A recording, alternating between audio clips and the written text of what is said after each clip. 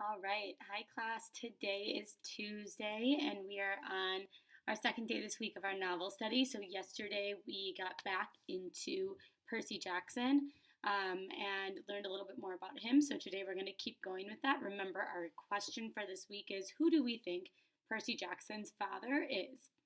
So, yesterday we got to learn a little bit more about Percy Jackson. We also learned a little bit about his encounter with Clarice, and we compared and contrasted that encounter to um, Nancy Boba Fett in the beginning of the story because they did have a lot of similarities, but they also had some differences. So let's think more a little bit about that before we get started with chapter 7 today. So, some of the similarities that you might have gotten between the two of them is that they both got in arguments. Both of the girls were being rude in Nancy Boba Fett was being rude to Grover, and Clarice is kind of bullying and being mean to Percy Jackson. Um, and then some of the differences, some of the main differences between them is their appearance. One has red hair, one has brown hair. And also just like where these encounters took place. One took place outside in New York City. This one took place in at summer camp. And then also you want to think about like what else was similar about those encounters. So um, in with Nancy Boba Fett, if you remember towards the end of chapter 1, when they're start after he says that he wants to kill her and all those things. Then they're outside and she falls into the fountain and or gets pulled into the fountain. They don't know what happened, but again, it had something to do with water. And then same with in the encounter with Clarice, she goes to pick on him. She goes to put him in. She's trying to put his head in the toilet. She's bullying him, and then oh my hair. And then what happens with the toilets is the toilets end up pushing her and her friends out of the way, and Percy Jackson wins that altercation, even though he wasn't the one that started it. So um, keep that in mind as we're reading today.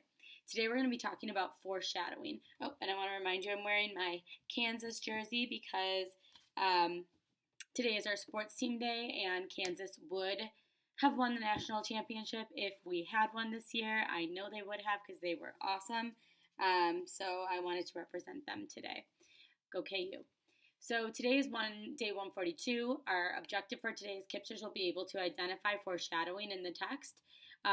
Foreshadowing is when the author mentions or hints at something that will happen later in the story. So they're giving you clues to help you kind of guess what might happen later in the story. So here are some of our words that help create that word foreshadow. So fore means ahead. Shadow is a glimpse of something without full detail.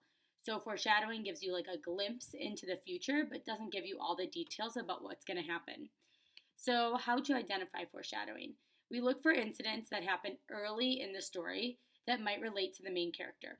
So we're still very early in the story. If you guys want to kind of see, there's a lot. This book is pretty long, and we still have the majority of the story left. We're not even halfway through the book yet.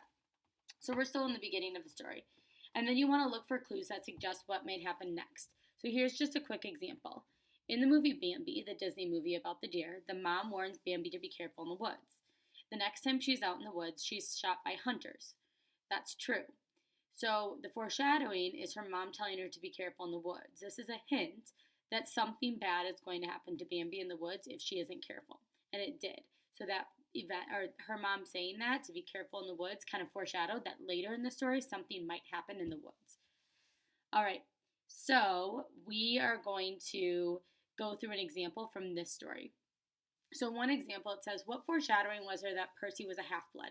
Last chapter we figured out that Percy's a half-blood. Remember, that means that he's half human and he's half not human, so half like god or goddess. So we had this chart from yesterday.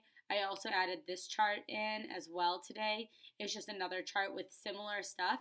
It gives you the name and then their role. It also tells you what their symbol is, which if you're interested in, you can kind of look through.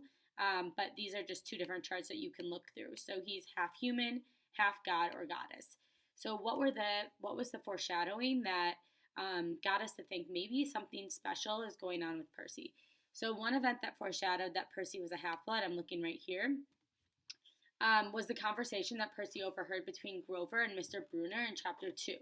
So they were discussing how they were worried about his safety, and just basically saying that he didn't need to know who he was yet, but that foreshadowed that there was something special about him. Another event that foreshadowed that Percy was a half-blood was his encounter with Mrs. Dodds in chapter 1. During this encounter, Mrs. Dodd turns into like some kind of a bird-like creature, and he kills her with a pen that turns into a bronze sword. So again, that's starting to show us that Percy is not normal. And again, this is foreshadowing that there's some sort of magic, some sort of something that's going on that's not normal. And then the final instance that I wrote down that I thought was a good example of foreshadowing that Percy was a half-blood was that Mr. Brunner tells him this information that he learns in class. So Mr. Brunner, remember, he's teaching Greek and Roman mythology, and he says that the information he learns in class is vitally important and that he must do his best. This foreshadows that learning about Greek gods is going to help Percy in his life. So he's saying, like, you need to know this stuff for your future. Whereas he's not saying that to other kids, so that foreshadows that somehow the Greek god and goddesses are going to be important to Percy's own life. So keep that in mind. Today we're going to be looking for identifying what events foreshadow that Percy is a powerful half-blood. So we know he's a half-blood, but what foreshadows that maybe he's very powerful? We're going to learn for what events foreshadow that, and then we're going to be trying to predict who Percy's father is based off our story today. So let's get started. Chapter 7. So again, I'll just be scrolling down with this as we read. It is going to be in this document for you at the very bottom as well. So you'll see that there again, just like every day. Chapter 7. My dinner goes up in smoke. Word of the bathroom incident spread immediately. Wherever I went, campers pointed at me and murmured something about the toilet water. Or maybe they were just staring at Annabeth, who was still pretty much dripping wet. She showed me a few more places.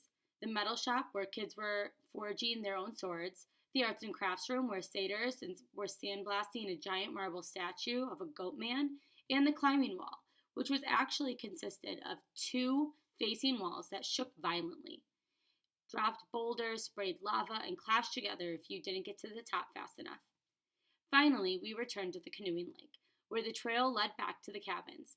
I've got training to do, Annabeth said flatly. Dinner's at 7:30. Just follow your cabin to the mess hall. Annabeth, I'm sorry about the toilets. Whatever. It wasn't my fault.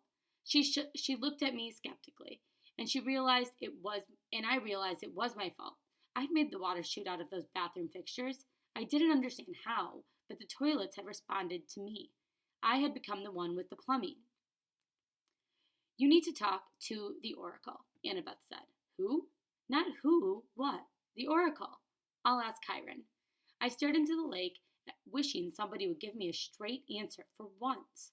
I wasn't expecting anybody to be looking back at me from the bottom, so my heart skipped a beat when I noticed 2 teenage girls sitting cross-legged at the base of the pier, about 20 feet below.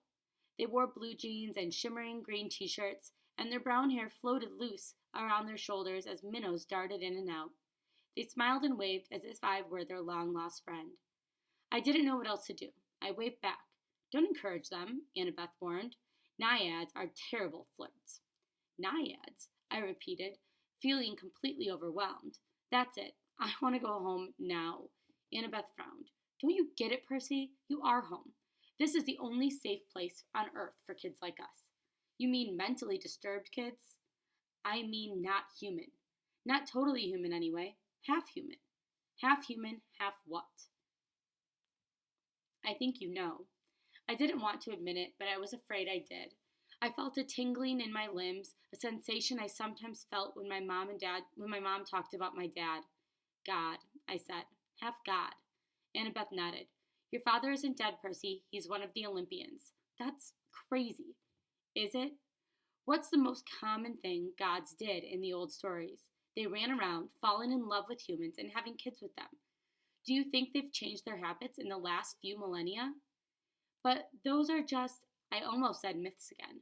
Then I remembered Chiron's warning that in 2,000 years I might be considered a myth. But if all the kids were here are half gods, demigods, Annabeth said, that's the official term, or half bloods. Then who's your dad? Her hands tightened around the pier railing. I got the feeling I'd just trespassed on a sensitive subject. My dad is a professor at West Point, she said. I haven't seen him since I was very small. He teaches American history. He's human? What, you assume it has to be a male god who finds a female attractive? How sexist is that? Your mom, then. Cabin 6. Meaning? Annabeth straightened. Athena, goddess of wisdom and battle. Okay, I thought, why not? And my dad? Undetermined, Annabeth said.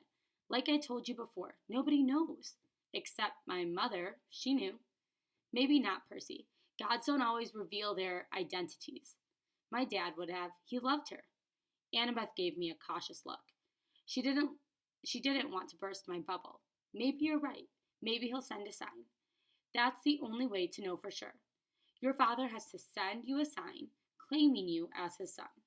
Sometimes it happens. You mean sometimes it doesn't? Annabeth ran her palm along the railing. The gods are busy. They have a lot of kids, and they don't usually, well, sometimes they don't care about us, Percy. They ignore us. Pause here for a second. So I want you to be thinking, first of all, how is Percy feeling right now at summer camp? So up here, what I noticed was Percy was saying, like, that he wanted a straight answer out of people, and that he was just, like, not having a good time here. So I think he's feeling pretty sad. And now he's finding out that maybe, that his father isn't going to claim him. So again, if you want to look back over here, you can look at the gods and goddesses charts. So she said her mother was Athena. And you can see right here, goddess of wisdom. Again, over here, you'll see the same thing. Athena, goddess of war and cunning wisdom. So same thing. So that's who her mother is, and she did claim her daughter. So we'll see if Percy's father claims him in the future. So let's keep going and see what happens. I thought about some of the kids I'd seen in the Hermes cabin. Or Hermes cabin. Teenagers who looked sullen and depressed as if they were waiting for a call that would never come. I'd known kids like that at Yancey Academy, shuffled off to boarding school by rich parents who didn't have time to deal with them. But God should behave better. So I'm stuck here, I said. That's it. For the rest of my life? It depends, Annabeth said. Some campers only stay a summer. If you're a child of Aphrodite or Demeter, you're probably not a real powerful force. The monsters might ignore you. So you can get by with a few months of training and live in the mortal world and for the rest of the year. But some of us, it's too dangerous to leave. We're year-rounders. In the mortal world, we attract monsters. They sense us. They come to challenge us. Most of the time, they'll ignore us until we're old enough to cause trouble. About 10 or 11 years old. But after that, most demigods either make their way here or get killed off. A few manage to survive in the outside world and become famous. Believe me, if I told you the names, you'd know them. Some don't even realize they're demigods, but very, very few are like that. So I want to pause for one more second because I'm already seeing an example of foreshadowing. So one of the question that you're going to be answering is, how do we know he's a powerful demigod? How do we know he's a powerful half-blood? And right here it tells you that some of the demigods can go back to real life and they only stay for the summer because the monsters ignore them. But we know from, I think it was chapter 4 or 5, that the monsters weren't ignoring Percy. The monsters were after Percy more than once. So actually in chapter 1, we already know that there was a monster after Percy, and then again when he beat the Minotaur. So we know that he is not going to be one where the monsters ignore them. So that can be one example, this chapter, or this paragraph. So I'm actually going to highlight it so that you know to come back to this when you're answering your question. All right, let's keep going. So monsters can't get in here? Annabeth shook her head. Not unless they're intentionally stocked in the woods or specially summoned by someone on the inside. Why would anybody want to summon a monster? Practical fights, practical jokes. Practical jokes? The point is, the borders are sealed. Keep mortals and monsters out. From the outside, mortals look into the valley and see nothing unusual, just a strawberry farm. So you're a year rounder. Annabeth nodded. From under the collar of her t shirt, she pulled a leather necklace with 5 clay beads of different colors. It's just like Luke's, except Annabeth's had a big gold ring strung on it, like a college ring. I've been here since I was 7, she said. Every August, on the last day of every summer session, you get a bead for surviving another year. I've been here longer than most of the counselors, and they're all in college. Why did you come so young? She twisted her necklace. None of your business. Oh. I stood there for a minute in uncomfortable silence. So I could just walk out of here right now if I wanted to. It would be suicide, but you could with Mr. D or Chiron's permission, but they wouldn't give permission until the end of the summer sessions unless you were granted a quest. But that's hardly ever happens. The last time, her voice trailed off. I could tell from her tone that the last time hadn't gone well. Back in the sick room, I said, when you were feeding me that stuff, ambrosia. Yeah, you asked me something about the summer solstice. Annabeth's shoulders tensed. So you know something. Well, no. Back at my old school, I overheard Grover and Chiron talking about it. Grover mentioned the summer solstice. He said something like, we didn't have much time because of the deadline. What did that mean?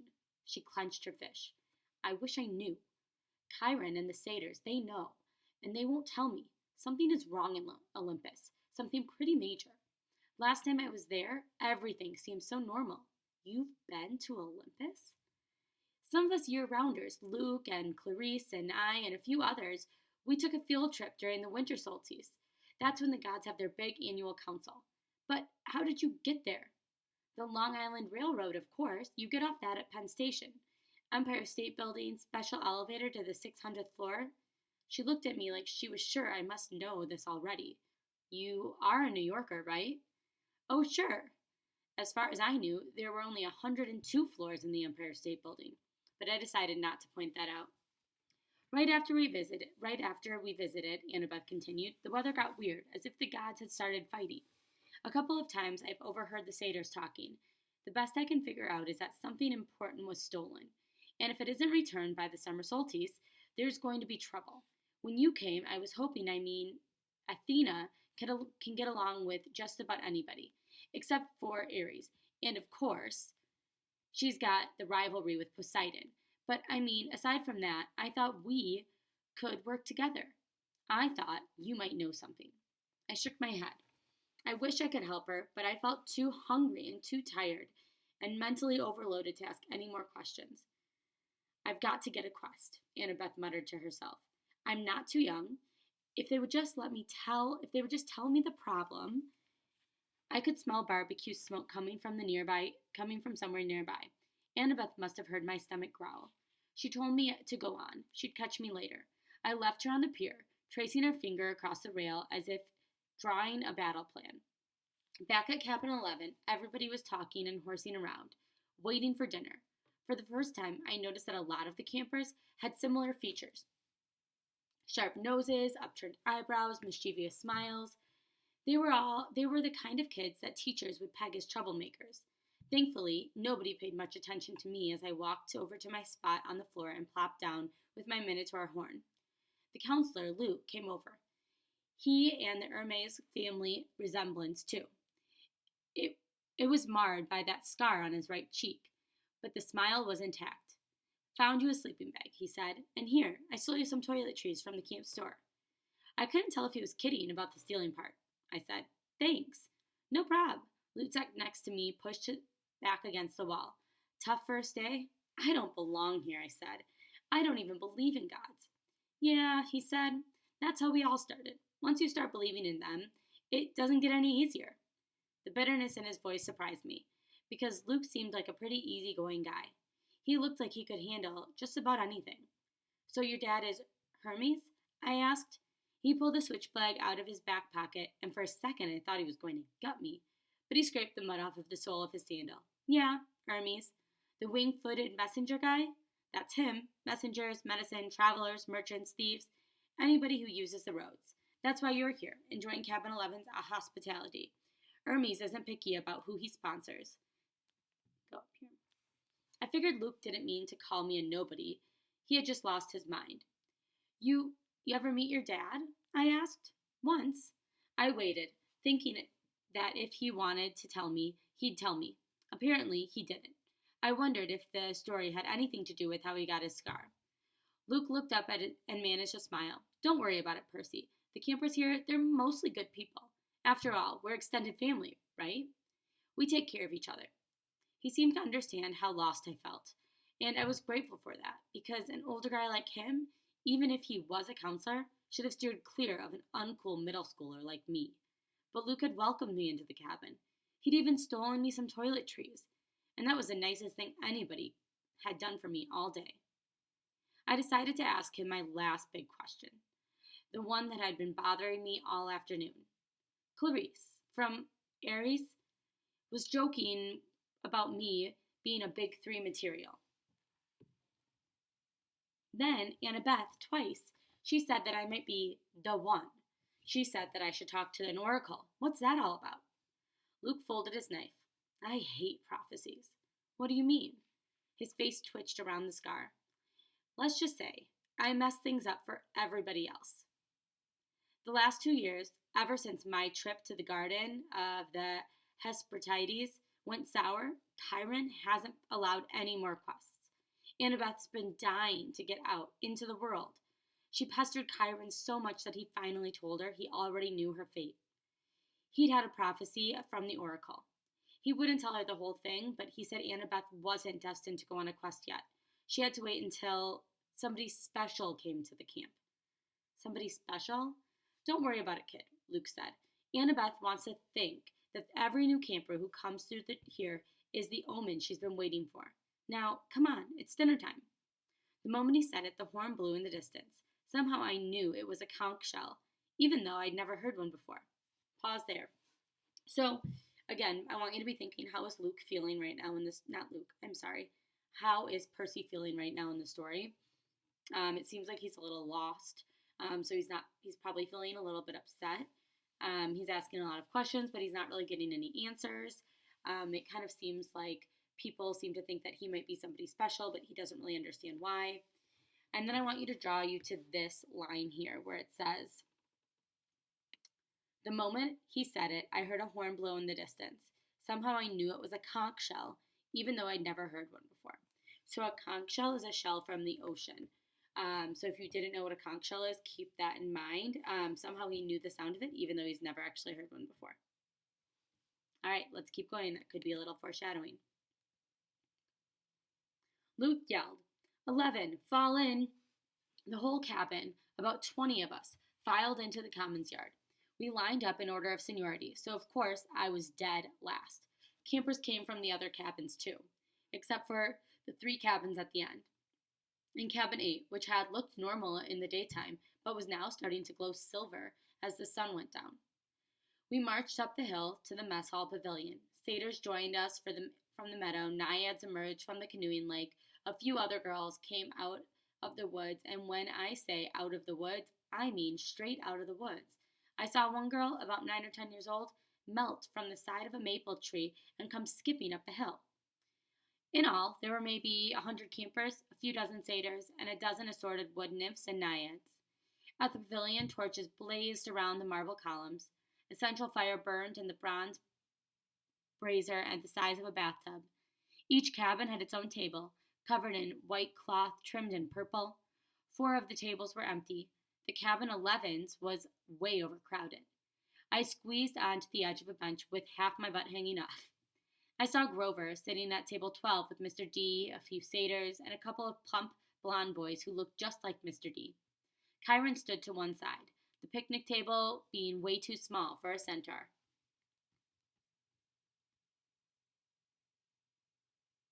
Annabeth sat at table 6 with a bunch of serious-looking athletic kids, all with her gray eyes and honey blonde hair. Clarice sat behind me at Aries' table.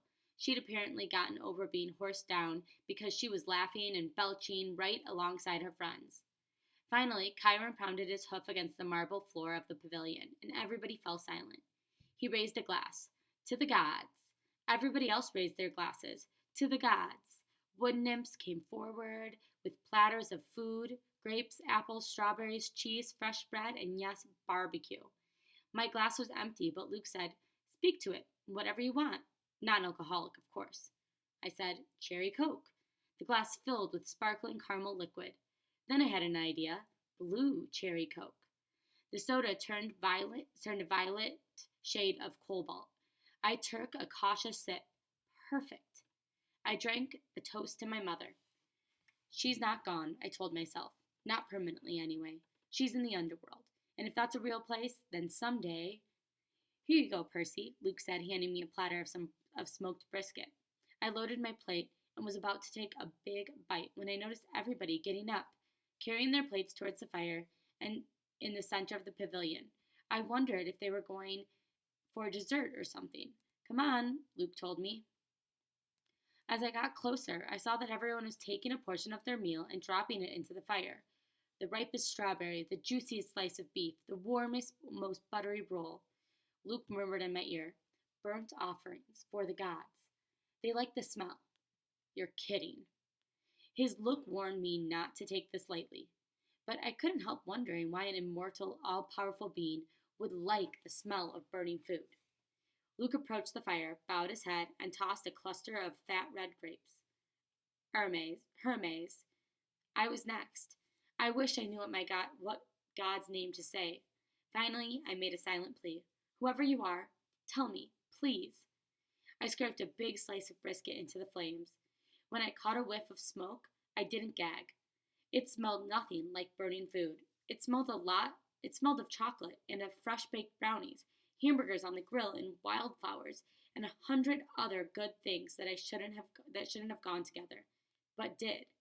I could almost believe the gods could live off that smoke. When everybody had returned to their seats and finished eating their meals, Chiron pounded on his hoof again for our attention. Mr. D got up with a huge sigh. "Yes, I suppose I'd better say hello to all of you brats. Well, hello. Our activities director, Chiron, says that the next capture of the flag is Friday. Captain 5 presently holds the laurels." A bunch of ugly cheering rose from the Aries table. "Personally," Mr. D continued, "I could care less, but congratulations. Also, I should tell you that we have a new camper today, Peter Johnson." Chiron murmured something. Percy Jackson," Mr. D corrected. "That's right, hurrah, and all that. Now run along to your silly campfire. Go on." Everybody cheered. We all headed down to the amphitheater where Apollo's cabin let us sing along. We sang camp songs about the gods, ate s'mores, and joked around, and the funny thing was, I didn't feel that anyone was staring at me anymore. I felt that I was home. Later in the evening, when the sparks from the campfire were curling into a starry sky, the conch horn blew again, and we all filed back to our cabins. I didn't realize how exhausted I was until I collapsed on my borrowed sleeping bag. My fingers curled around the Minotaur's horn. I thought about my mom, but I had good thoughts. Her smile, her bedtime stories that she would read me when I was a kid, the way she would tell me not to let the bedbugs bite. When I closed my eyes, I fell asleep instantly. That was the first day of Camp Half-Blood. I wish I'd known how briefly I would get to enjoy my new home. Okay, and that's the end of chapter 7. So for today, what you're going to be answering,